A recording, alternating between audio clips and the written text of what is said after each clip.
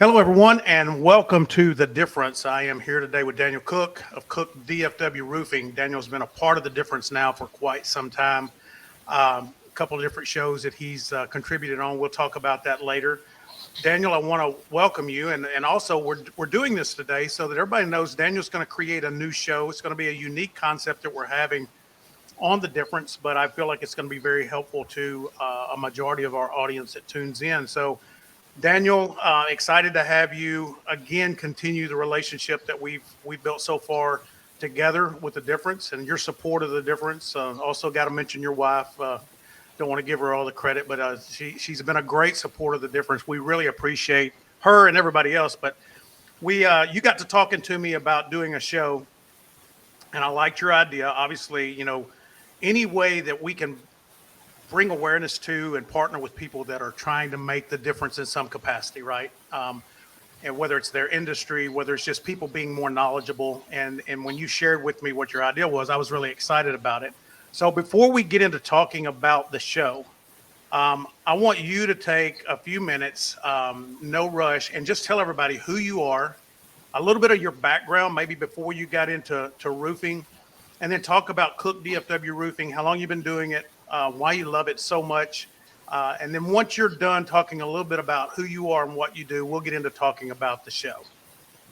Okay, Leonard. Well, thank you very much. It's an honor to get on here and start the show and hopefully develop a really good base that people can come to and hopefully learn some stuff and help each other. So a little bit about myself. As you said, me and my wife actually own the company. We work together doing all kinds of items on it. I'm mostly in the field, helping customers and meeting people. And then Carrie does a lot of back of the house kind of things, accounting, setting up vendors, doing some meet and greets, marketing, and everything like that. But as before this, we both worked in corporate worlds. We both worked for other people and other facets. She worked for an attorney's firm. I worked in the automotive field for years, and we just kind of got tired of working for other people. And so that's why we developed our company and decided to change and become self-employed and go into this field. So as far as construction, I've always had a construction background. I worked in construction when I was very young and did not stay in it just because I thought I was taking a different path in life. And eventually I felt like it was time to go back here. So I worked for another company for about a year and a half while we were still developing our brand. And we were doing handyman services and a lot of other stuff on the side. And eventually we went ahead and started going into full roofing and exteriors. And then within a matter of months, through referrals and recommendations, it just kind of blew up. And so we're kind of almost becoming a full GC kind of deal, which we're trying to pursue getting a GC license in the future. And then from there, I'm working on my Hague engineering certificate right now. So I'm trying to get really educated, wanting to do a great job for everybody that we, do work with. And that's pretty much it about the company myself. So, but awesome. the goal. Yeah, go ahead and talk about the goal. But before you do, tell me a little bit about this certificate that you're working on right now. How is that going to be a benefit to you, and then also to your clients that you're helping? So Hague Engineering is the fundamental company that engineering is based off of, especially in construction fields. And a lot of insurance companies, in particular, uses Hague requirements. So when you let somebody on top of your roof or inside your house, if they don't know what they're actually looking for, what the engineering firms are actually designating as damage or not damage, or the level of damage it has, then there could be a lot of difference between what the insurance company is going to use on their claims and what you're eligible for. So my goal is to get certified to look at it just like an insurance company would hire their engineering firms to come out and do a report on the house. And that happens a lot because there's a lot of claims going through, Dallas-Fort Worth in particular, but just they're using engineering firms to come out and really write up a house and document damages and what they see from from a much higher level of construction experience. And so that's my goal is I wanted that same certification, even though I'm going to be working, hands on. I still want that level of certification so I could still look at an insurance claim and say, hey, listen, I took the same classes. I went through the same certification. I may not work for an engineering firm, but I understand what you're all looking for. So, and being able to do that's going to give the customers a lot more, knowledge that I'm going to tell them, like, this is what they're going to be looking for. This is why we have to do this manner and everything. All right. So before we, we're going to get to the show. I definitely want to talk about that but just for the people that's going to be watching, talk a little bit about, and we don't want to do this on the difference. We never do, but we do want to talk about the differences. I would like, if you would, and I don't want to put you on the spot, but I'd like for you to talk just a little bit about why it's so important for a homeowner to have a good relationship with a reputable, knowledgeable roofing company that also is very concerned and committed to ongoing education. And we all kind of know and understand that every time a hailstorm starts, there's new roofers that all of a sudden create new businesses, and some of them are good, some of them may not be. That can go in any industry. But explain to people why it's really important to have that long-term, reputable roofing company that they can call when they need to, rather than just someone that may be coming through and giving them, quote, the best deal. Yeah, good questions and good points. So what we're finding in the field a lot of is that there are literally thousands of roofing companies in Dallas-Fort Worth, and there's new ones started every single day. And the reason why is because they know there's a need there. So just in that recent hailstorm that we got at the end of February, approximate 100,000 homes were affected in some way in that one hailstorm. So if you take 100,000 homes, and let's just say there's 4,000 roofing companies in Dallas-Fort Worth.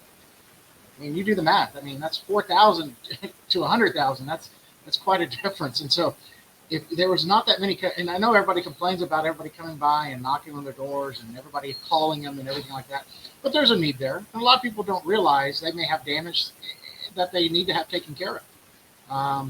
And that's why there is so many people out talking about roofing and talking about damages.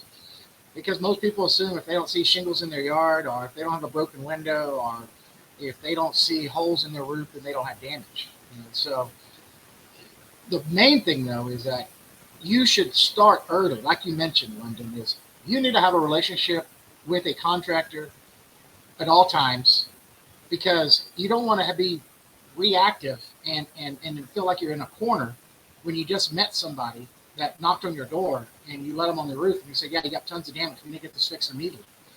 It's just like, well, you wouldn't go to a doctor like that. You wouldn't. I was just about to say the same thing. I mean, you just don't do these things. You don't go and buy your house on the spur of the moment deal. You don't go out and just go to a car shop and buy a $50,000 car on the spur of the moment. Why are you going to do that with your most important asset, which is your home? Right. And trust somebody that you just barely met. They just said, sign here, we'll get everything taken care of. So, I mean, we have a lot of people that are referral based. We typically don't go out and knock on doors. We just don't. We are more referral based, recommendations. We have some partners that we have made, partnerships with, and they basically refer each other to us in different functions. And then it really is, it's just more of a better kind of relationship where you can go out there and they personally know you're coming by. They've already been told that you have helped a neighbor of them, or a friend from church, or a friend from work, and you're going out there just telling them and educating, because that's the real goal, is education. A lot of people, well, I can say a lot, majority of people have no idea what hail damage does to your roof and why insurance even covers it. So they just think, I don't have leaks, so I must not have any problems. And so, when somebody does come by and they do their own, spill real quick and go from there, then usually people get confused, and that's what happens. So, right. Well, a lot of times too, Daniel, when you have someone that may not be as informed or educated the client. I mean, on a particular service, oftentimes they'll have unrealistic expectations, and if that's the case, there's always probably going to be a good chance of some disappointment. And so having that relationship, and it's funny you said doctor, because I'm sitting there thinking the same thing. I don't think that people take the time to look at different professions and understand that why it may not take you 8 years of college or 10 years of college to become certified and good at what you do. It's still just as important in its own arena as picking a good doctor that is going to be familiar with who you are and what you need. And whether it's your real estate agent, whether it's your roofer, whether it's your auto mechanic, whatever it is, a true professional. I've said this before, and I got this experience when I was working on my cabin. I realized how capable I was of doing a lot of carpentry and electric work. What I didn't understand until I was done is how terrible I was as a craftsman. Could I make it? Could I build it? Could I create it? Absolutely. Could I do it to the standard that I wish that it was, or somebody else would expect it to be? Absolutely not. That wasn't in my lane. And so I think that's kind of what we get in a lot of service industries. And we get a lot of people out there that are well-meaning. They work really hard, but they just may not have that skill and knowledge level yet that someone that's been in the business and has committed this to a career. That's the other thing. A lot of people jump into these industries that have a hot market at the moment. And then when the market's not hot, they go look for the next best thing. And so they never give themselves the time to develop the knowledge and skill that someone that has put it all on the line, burned the ships, and decided this is what I'm going to do with the rest of my life. Yeah, there's a humongous difference in that. And we saw a real big influx during COVID because what happened? Everybody lost their jobs. They had got, suspended, whatever. They were sitting at home. They needed to make money. So what did they do? They started becoming handyman on the sides. I knew how to build a fence. I know how to lay concrete. Or I know how to put sheetrock up in the house. And at first, it just kind of, it shocked the industry. And so there's this ton of people trying to look for all these side jobs. Then what happened about 6 months into it, 9 months into it, we started getting phone calls from people. It's like, hey, this guy hung my door up in here, but he never came back and put the molding on. Or we hired this guy to come over and put sheetrock in the garage, but he never came back and finished it. I mean, so we started getting calls for all these different things that people started and never came back to finish, or they did them wrong and never worked. So we had this huge influx, and now that's starting to go. Now it's going to go back down the other direction. Now all those people that had that now are going back to work, so they're not there anymore. So we're getting a lot more calls for different things that we weren't at first because people were getting all these lesser guys doing it. So that's one thing. But yeah, you're right. When you're investing as much time and effort and insurance and working with the state as far as having all your right documents in place and opening a business, I mean you're committed. I mean, and I tell every customer like this all the time. I said, I don't want to give you a project that you're going to be okay with for now. I want to give you a project you're going to be okay for forever because your referrals, your project that's going to lead to another project is what my goal is. I'm not here for one time. I want to be here for 10. Right. And that's our practice is. We do that with every single customer. We don't want just one job from you. We want all of them.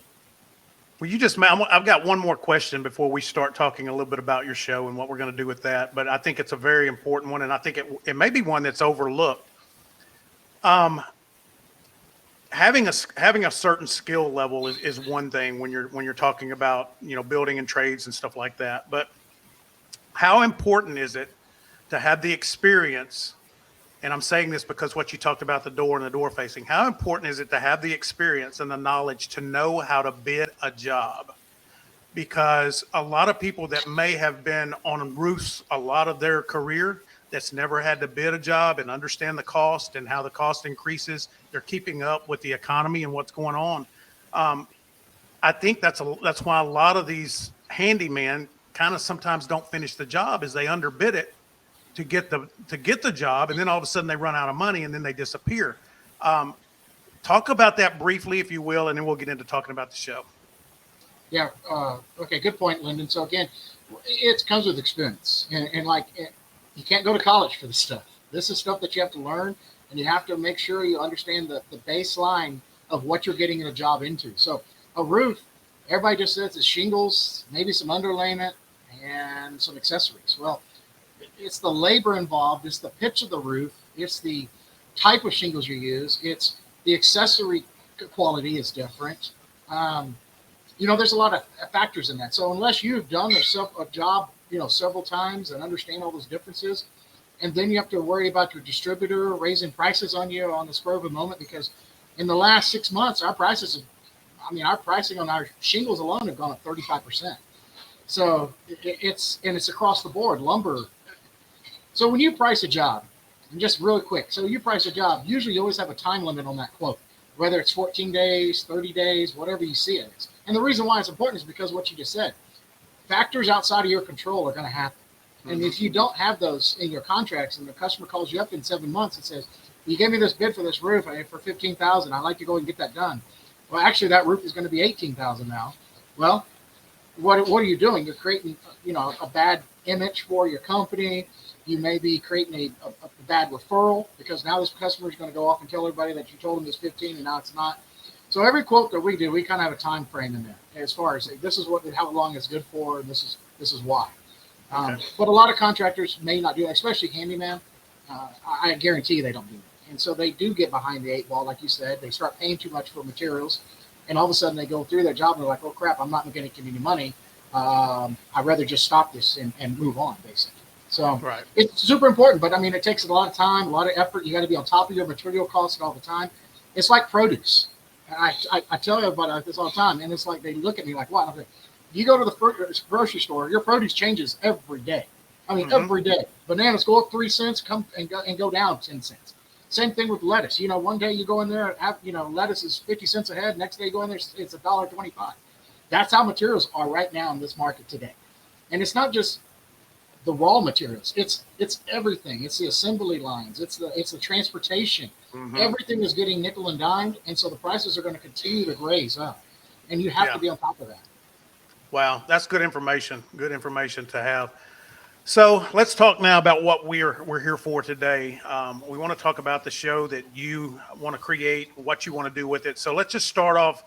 Daniel, tell everybody why it was important for you to want to create this show, and let's talk a little bit about what kind of show it's going to be. Absolutely. So the main goal here is to create a show that will give homeowners, people that may be looking at buying a home in the near future, but mostly homeowners and people that are trying to actively go into the market that may not have enough knowledge as far as being a homeowner. The biggest thing for a homeowner is getting in there, getting your down payment, save up your money, get your down payment, get approved, and then buy your house. And then that's where they think home ownership stops, and it doesn't. It's so many more facets on top of that. And a lot of these people that are buying houses these days may have just never had the personal experience of growing up watching their parents do that. There's a lot of new homeowners that have never, their parents weren't homeowners, or their parents were homeowners, but they didn't pay attention to what they were doing, behind the scenes. They just came home every day and left every day. So we're finding out through our meetings with clients and through our interactions with contractors that we know, most people just don't know. They don't know that they should check their AC filter, every 3 months. They don't know that they may have 2 AC filters because they have 2 AC units. They don't know that their gutters need to be cleaned out. If not, it's going to cause major problems with the irrigation. They don't know that they need to have their sprinklers, tested periodically to make sure the heads aren't broken. They don't know that, if they see humidity building up in their windows, that's a side effect of bad moisture buildup, and it could cause wood damage.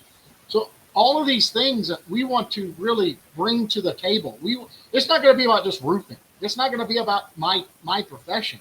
I want to help people across every facet of that, and home ownership can be that. So we're going to probably try to focus on 1 or 2 subjects every podcast, maybe 3 depending on the time frame. And we're going to let everybody know why it's important to do those certain things and kind of make a home checklist. And, it's something you should write down and calendar in your phone. Make it an appointment to yourself that, hey, I know I get to change my air filter. Or I know I need to change my water filter on my refrigerator. Most people would never do that. So these are all things that are going to be suggestions that people could use, but it's really designed to be a better homeowner. So you don't get caught when your wood's falling off the outside of your house, and you said, "Wow, I never even noticed the wood was falling off my house," or your chimney trim is blown off and it falls down on top of your car and causes damage to your car. These are things that we want to really go talk about and get in front of people and say, "Hey, listen, when's the last time you've looked at this? Okay, that's a good time to do it, and here's the reasons why: A, B, C, D, E." And so that's Right. we're going to really become a show where people can lean to. And we want to take questions. If people have questions throughout the week before the next podcast comes on, those are the kind of things we really want to answer people's questions. They may not have somebody they can ask, and I may not know all the answers, but I know people that do. So Right. we're going to get answers, and that's my goal. Is, hey, if somebody has a weird question about their property, we just got called out into a job today. A guy had 3 solar attic vents put on top of his roof. Well, the problem was they're too close to the other ventilation that was already installed. And so instead of the ventilation being correctly ventilated, it's creating a rotisserie inside the attic because those are little things that he didn't know. Right. So now I'm having to go out there and educate him on that's why you shouldn't have those installed in the way you did. And whoever installed them didn't know what they were doing either. Right. So that's a lot of what we're going to do. That's my goal, is to make this an educational forum that people can ask questions, people can send in requests, and we're going to create like I said, a weekly 1 to 2, 3 items that we need to talk about, and hopefully add on from there every time. That's awesome. When you talked to me about that before, it was funny because before I started The Difference, one of the classes that I was teaching is I was trying to help real estate agents understand to share that information that you're going to be sharing now. And the reason I said that is because being in the real estate industry for 18 years, I watched a lot of home buyer seminars, right? You taught everybody how to get their mortgage, how to fix their credit, what type of realtor that they needed to partner with, and all the different things that they needed to do to buy the house. But nobody was teaching how to own the house. And this is something that, especially if you're a first-time home buyer and you're coming from renting where all of your maintenance problems are taken care of, now all of a sudden you've got all of these different maintenance, pre-maintenance that you want to do, right? But then other types of maintenance. And what people don't realize is that obviously that home is going to be one of the biggest investments you ever make in your life, right? And for people, if it's their first home, they want to get into their second home, it is key to build equity, right? And if you're not maintaining your home, it is eating up your equity, because when you get ready to list it, when you get ready to sell it, if there's 1 million repairs, and I'm exaggerating, but if there's 1 million repairs that you have to make, that's going to come out of where you would see your profit. And so being able to learn how to affordably maintain your home, I think, is what we all need someone to help us do. So I'm excited for you to be able to do that, Daniel. Talk a little bit more about the type of, I know you talked about people asking questions. We're going to be taking questions and before, during, and after the show. But let's talk a little bit about the type of guests that you're going to bring on as well. I mean, I know you're well connected. You can't be in business and do well without having the right support group around you and having your good partners. So talk a little bit about maybe who you're going to be bringing on and some advice that they're going to be sharing and talking about. Maybe it's something that the people watching this show may not have even thought about as far as home maintenance. Yeah, we've been in talks to a couple of friends, and you're right. I mean, it takes several people to make yourself successful, and that's why you think you're self-employed and you don't need anybody, but that's the opposite. Is you need everybody you can to be helping you at all times. So I mean, me and Carrie go out. We try to meet new people all the time. You can never have too many people helping you. And so, but as far as for the show, I mean, the main thing is here. We want to invite people that we know in the industry. It could be HVAC, AC. It could be plumbing, concrete, a pool. Just different facets of what you might need around your home. We may even bring in, some of our suppliers, letting people know what it is, how long does it actually take to get a material, and why there's a delay sometimes. We've talked about bringing on some of the different manufacturers, employees, like, maybe like an Owens Corning representative, maybe like a Hunter representative, different functions that people can elaborate on what their products are and everything. Yeah. So there's some items there. We're not 100% sure how many times we're going to have guests on because of the time frame that we're trying to do this in. But occasionally, I think it's going to be something we're definitely looking into. But we'll probably try to produce some type of a checklist for your home eventually. I talked to Carrie about developing some kind of checklist that we can produce and email out to people to try to get them started with a monthly checklist for their house. Mm-hmm. Different things like that. So that's pretty much what we're going to start with. Okay, that is awesome. Well, we got about 4 minutes left before we close. So I just want to give you the last 4 minutes to share anything else that you may want to share, and then also tell everybody how to get in touch with you, and then tell a little bit about when your show is going to air. I don't even know if we figured that out yet, but don't think we have yet actually. So okay, well, this will be a surprise. Then we'll get this first one on, and then everybody will know. So we will be showing these every week. So I've got a couple of times that we're gonna look at. Okay. Well, I mean, as far as the show, definitely, I want to get as many questions as possible. I'd love to get some interaction with people in the community. Any questions, doesn't matter what they are. Even, like I said, I don't have all the answers, but I can guarantee you we're going to find them out, and it's going to help more people. So the more people that ask questions, the better it is for the community, and the better it is for the show, and that's what we want to create. I'm open to feedback. If there's anything y'all like to see, let me know also. We can try to, bring on any kind of material we can. But the show, definitely, I look forward to it, getting it going, seeing the, responses, and hopefully helping people. I mean, at the end of the day, that's our goal as a company, is education and helping whoever and however we can, all the time, because it's going to come back around. We don't want, just like I said earlier, we don't want a one-time meeting with a client. We want a forever partnership, set them up and get them helped, however we can. So. Okay. All right. Awesome.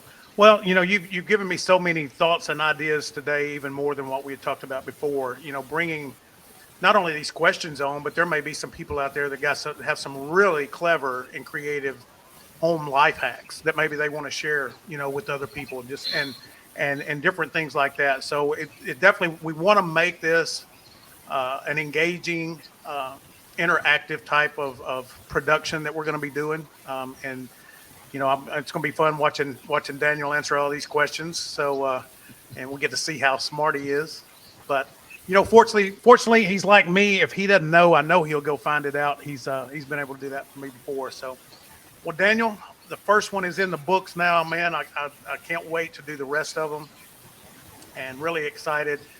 Tell everybody, it's been scrolling at the bottom, but tell everybody again how they can reach you, and then we'll get ready to close out.